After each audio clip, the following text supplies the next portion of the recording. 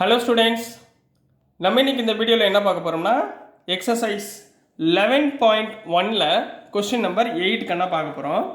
So 8ல் என்ன கொடுத்துருக்காங்கன்னா, a horse is tied to a peg at one corner of a square shaped grass field of side 15 centimetre metre கொடுத்துருக்காங்கம்மா இங்கே. சரிங்களா, இங்கே வந்து metre of side 15 metre by means of a 5 meter long rope. 5 meter long rope find முதல் இது மேலே உள்ளதை முடிச்சிருவோம். சரிங்களா, இப்போ ஒரு ஸ்கொயர் ஷேப்பு கிராஸ் ஃபீல்டு, ரைட்டுங்களா, ஒரு ஸ்கொயர் ஷேப்பு கிராஸ், இங்கெல்லாம் புல்வெளி இருக்குன்னு வச்சுக்கோங்க, ரைட்டுங்களா. இதோடைய சைடு வந்து எவ்வளோனா 15 மீட்டர்னு சொல்கிறாங்க. இதோட ஒவ்வொரு ஸ்கொயர்னால் 4 சைட்ஸ் ஆர் ஈக்குவலுங்களா, அப்போது 4 சைட்லையுமே எவ்வளோ இருக்கும் 15 மீட்டர், ரைட்டுங்களா. இப்போ இந்த இடத்துல உங்களுக்கு இந்த ஒரு ரோப் வருதுமா.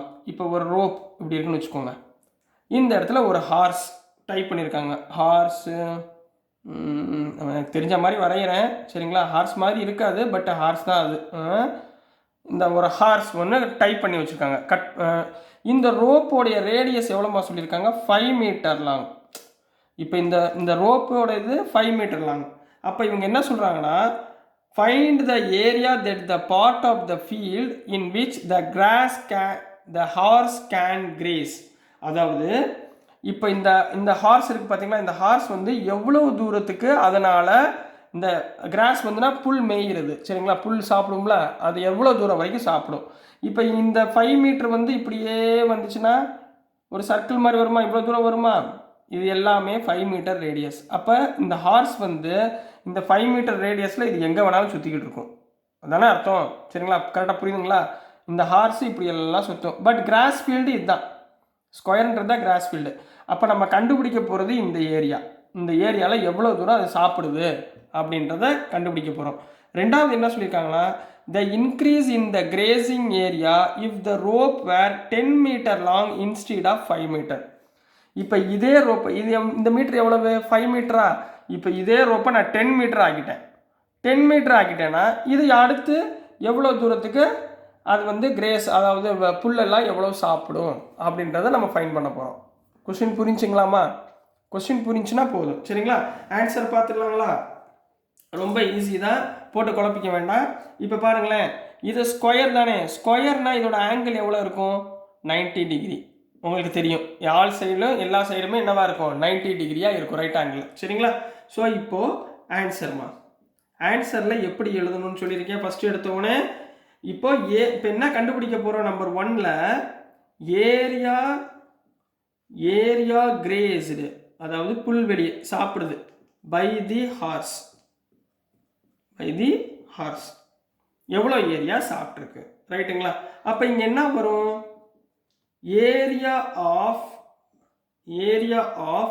செக்டார் ஓஏபின்னு வருமா, ஏரியா ஆஃப் செக்டார் ஓஏபி, இது செக்டார்.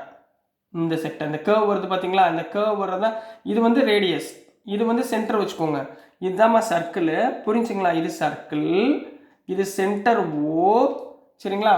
ஓவில் இருந்து என்ன பண்ணுறோம், ஒரு ரேடியஸ் ஃபார்ம் பண்ணுறோம். இது ஒரு ரேடியஸ், இது ஒரு ரேடியஸ், இது வந்து ஏன்னு வச்சுக்கோங்க, இது பின்னு வச்சுக்கோங்க. அப்போ இந்த ஏரியாவை தான் நம்ம ஃபைன் பண்ண போகிறோம். ஓஏபி இதோடைய ஏரியாவை தான் நம்ம ஃபைன் பண்ண போகிறோம். புரிஞ்சுங்களா கண்ணா?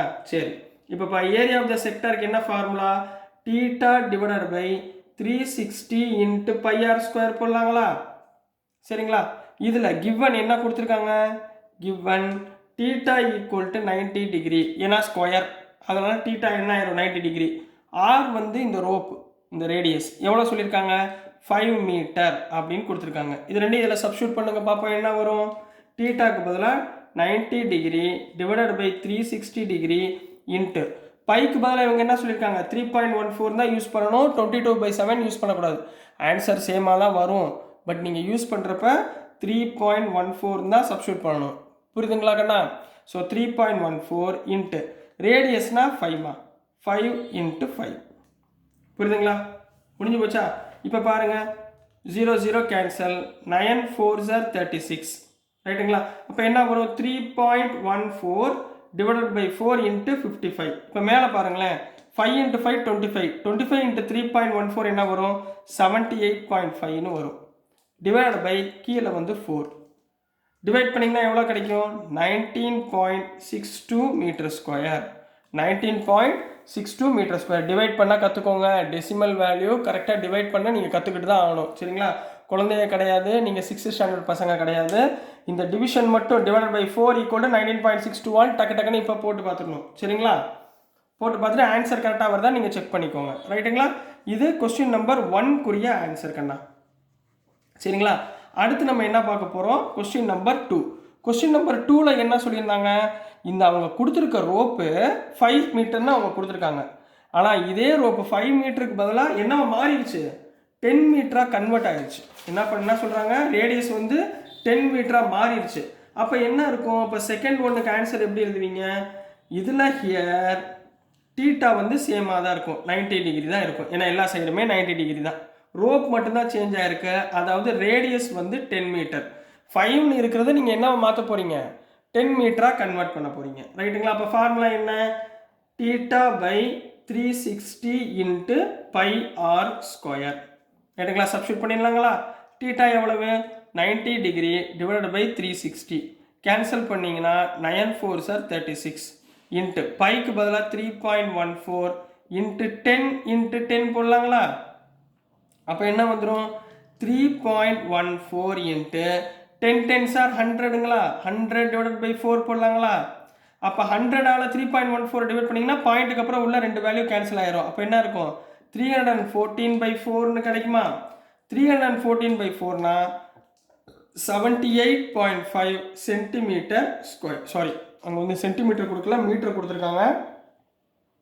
ஸோ நீங்கள் என்ன பண்ணணும் மீட்டர் ஸ்கொயர். ரைட்டுங்களா? அப்போது அவங்க என்ன கேட்டிருக்காங்க? த increase in the grazing area.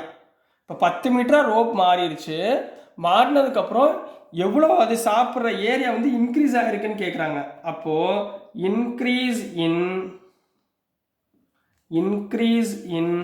Grazing area, increase in grazing area எவ்வளவு அப்படின்றத நம்ம சொல்ல போகிறோம். ரைட்டுங்களா? இன்க்ரீஸ் இன் கிரேசிங் ஏரியானா என்ன? மொத்த மீட்டர் 10 மீட்டர்னா 78.5லேருந்து அந்த 5 மீட்டர் எவ்வளோப்பா 19.62 ஆன்சர் கிடச்சிச்சா? இது ரெண்டையும் மைனஸ் பண்ணிங்கன்னா எவ்வளோ வரும் 58.87 மீட்டர் ஸ்கொயர். இதுதான் இன்க்ரீஸ் ஆகிருக்க answer 58.87 metre square. This is the answer for question number 8 கண்ணா. ஸோ டியர் ஸ்டூடெண்ட்ஸ், நான் அனுப்புகிற வீடியோஸ் உங்களுக்கு புரிஞ்சதுன்னா பிடிச்சதுன்னா மறந்துடாமல் லைக் பண்ணுங்கள், ஷேர் பண்ணுங்கள், மறக்காமல் சப்ஸ்கிரைப் பண்ணி சப்போர்ட் பண்ணுங்கள் ஸ்டூடெண்ட்ஸ். வேறு ஏதாவது டவுட்ஸ் இருந்துச்சுனாலும் நீங்கள் கமெண்ட் செக்ஷனில் போடுங்க, நான் போடுறேன். சரிங்களா? So thank you students.